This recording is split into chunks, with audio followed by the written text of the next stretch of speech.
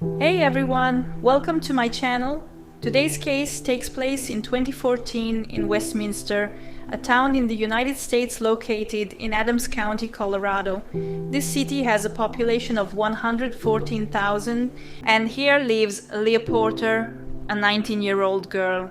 Lea was born in 1994 and is described as a beautiful, very smart and fun girl.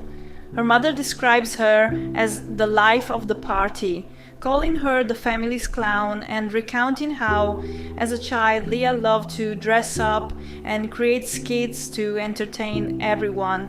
She grew up with her mother, stepfather, and brother Max. Her father abandoned them when she and her brother were very young. Despite this, both grew up in a loving and supportive environment. Lea has always been very close to her brother Max, with whom she has a special bond. Max is a few years older and their relationship goes beyond a sibling bond. When their mother was expecting Lea, Max was very excited at the thought of having a younger sister. Since Lea was born, he has always been by her side. The two have always been practically inseparable. They are not just siblings sharing the same blood, but best friends. As they grew up, they spent more and more time together, always inseparable. Their parents were very happy with this relationship. They shared the same friends and frequented the same places. They even attended the same middle school and high school. After high school, Max went to college to study massage therapy, and Lea decided to follow that path because they both had a dream to share in the future. Their plan was to open a business together, a massage center, and run it together. For Lea, Max was a kind of hero, and she admired him a lot, but at some point, something happened that completely changed Lea's life. Their paths diverged because Max graduated before her, and after finishing his studies, moved to California. Lea took this separation as an abandonment, which unfortunately had a strong impact on her.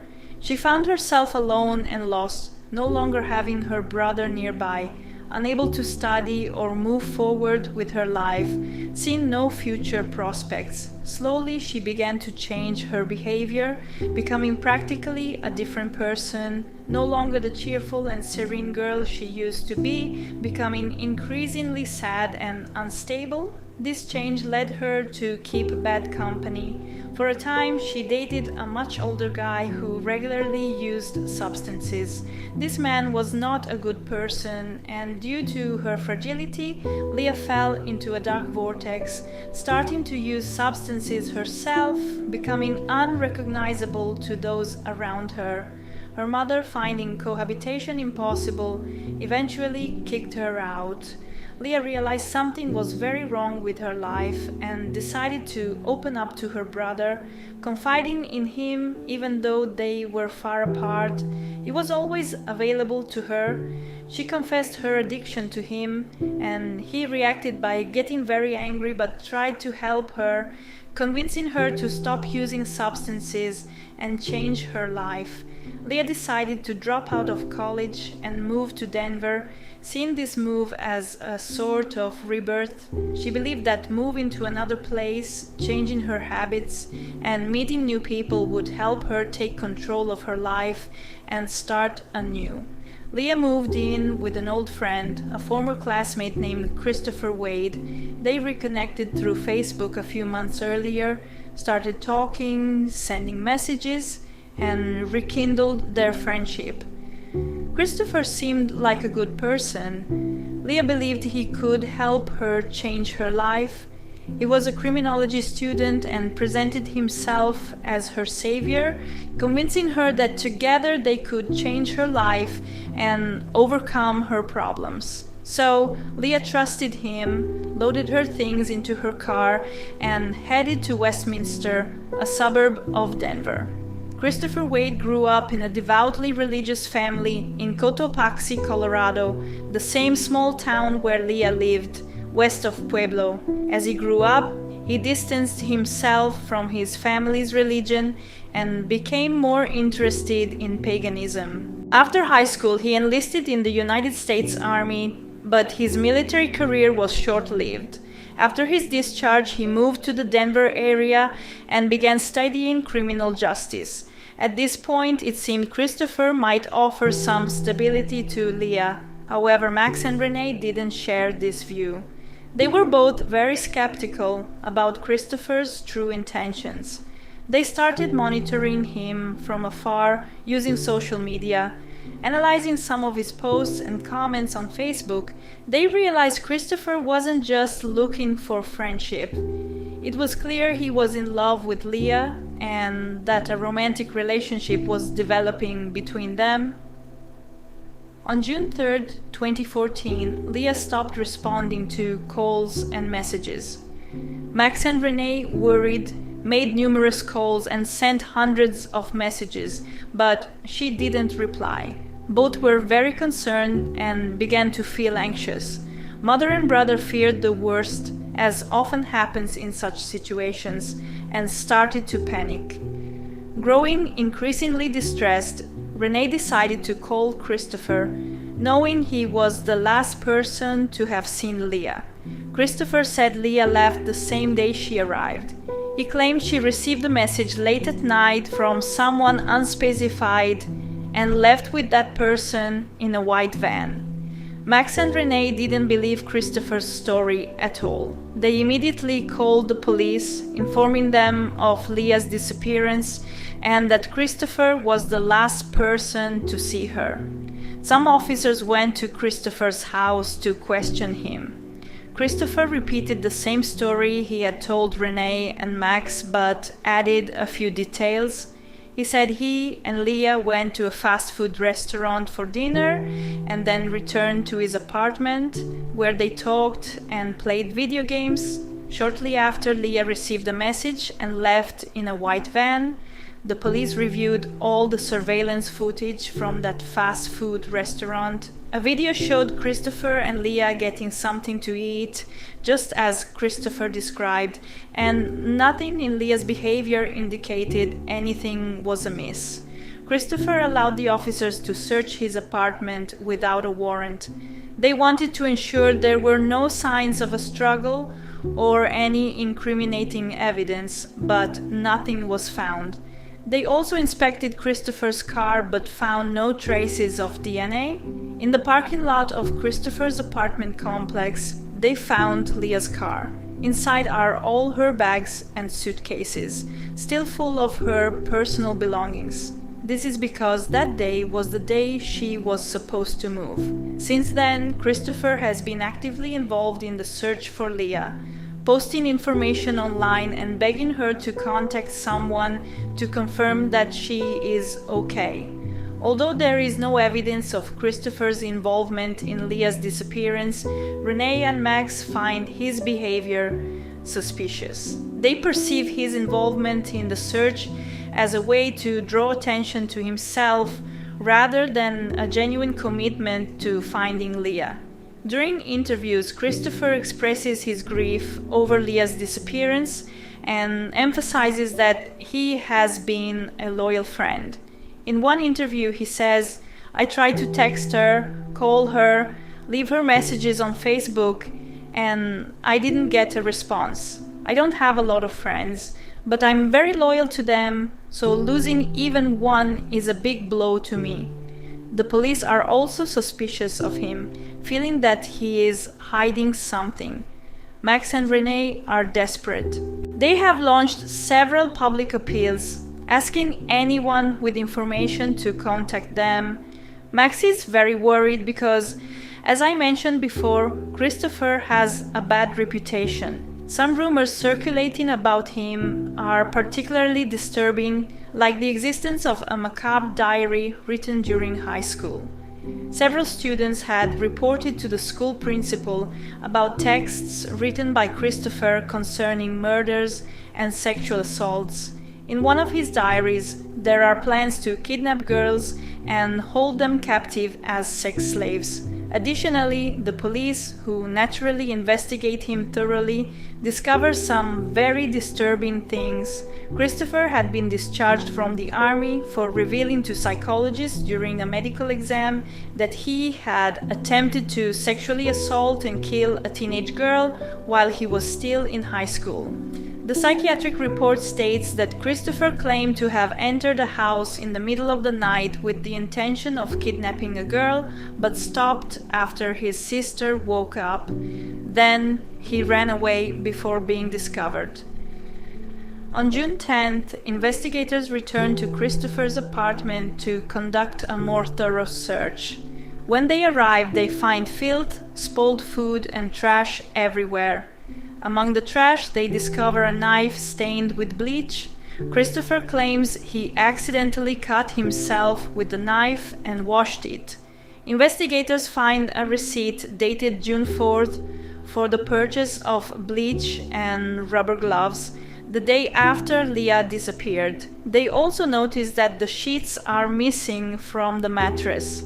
When asked about the whereabouts of the sheets, Christopher explains that he removed them because Lea had a nosebleed while she was there, so he took them off and placed them in the laundry basket. However, when investigators request to see the sheets, he changes his story, claiming Lea took them with her when she left. This explanation appears implausible given the other evidence found. Due to inconsistencies in his account, investigators bring him to the station for questioning, but Christopher adamantly denies any involvement in Lea's disappearance. As a criminal justice student, he is well versed in interrogation procedures and promptly requests legal assistance. With no concrete evidence, authorities are compelled to release him.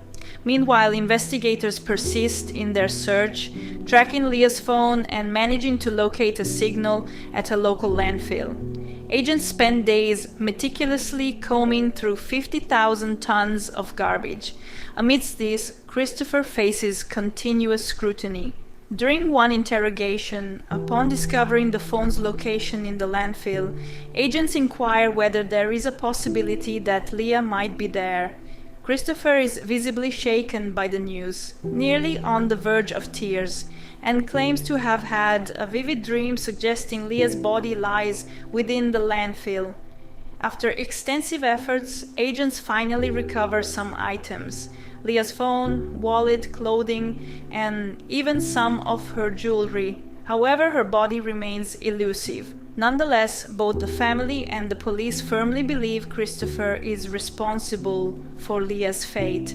Yet, accusing someone of murder without compelling evidence or a confession proves exceedingly challenging. At this juncture, all are convinced of Lea's demise as the police investigation persists unabated. Max, unwilling to relent, deeply bonded to his sister, is resolute in uncovering the truth. He devises a plan to elicit a confession from Christopher, utterly convinced of his culpability. Approaching him with warmth and gratitude for his assistance in the search for Lea, Max expresses sincere affection, assuring him of absolute trust. Unexpectedly, Max's strategy proves effective. On June 12th, they meet in a park, accompanied by other friends. Max secretly records the conversation on his phone. During the meeting, he repeatedly encourages Christopher to open up about what happened with Lea. Max mentions that he now knows his sister is dead and feels something terrible happened to her. He asks once again if Christopher knows anything, imploring him to tell the truth. Max says, "I need my sister back, or I will be lost without her. If you've done something really bad, I'll forgive you. I just need to know the truth." Finally, Christopher starts talking. He breaks down and tells his version of events, beginning by claiming it was all in self-defense. He recounts what happened that night, according to his version. Christopher describes how he and Lea went to a fast food restaurant for dinner, then returned to his apartment. Later they played video games and had sexual intercourse. At one point, Lea asked him for money to buy substances, but when he refused, she became very angry, grabbed a knife and pointed it at him. She threatened to kill him, but Christopher managed to approach her, eventually getting his hands around her neck and starting to squeeze. He emphasizes that at that moment he believed squeezing her neck would simply make her lose consciousness. Unfortunately, it didn't go that way because Lea didn't get up anymore, and therefore Christopher said she died because she was strangled in self-defense. After listening to the gruesome details of his beloved sister's death, Max can't control his anger anymore and, with all the strength he has, begins punching Christopher. A friend of Max, present with them, manages to stop him and informs Christopher that they have recorded the entire conversation. So they call 911 and wait for the police to arrive. When Max calms down, he calls his mother Renee to give her the terrible news.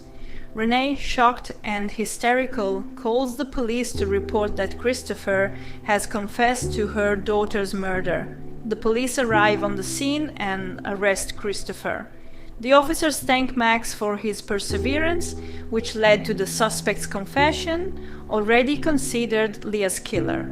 Christopher is initially charged with first-degree murder, sexual assault, tampering with evidence, and possession of child pornography.